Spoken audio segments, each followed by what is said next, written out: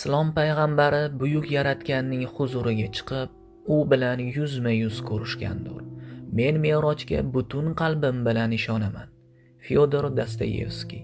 Muhammad har doim xristianlardan ustun turadi.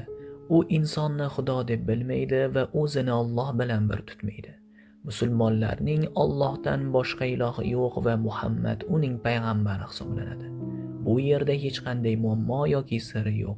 Lev Tolstoy. Payg'ambar Muhammad ham dunyoviy, ham diniy sohalarda muvaffaqiyatga erishgan tarixdagi yagona inson. Dunyodagi ta'siri eng buyuk inson shubhasiz Muhammaddir. Michael Hart. Payg'ambar Muhammadning hayotining 2-kitobini tugatdim.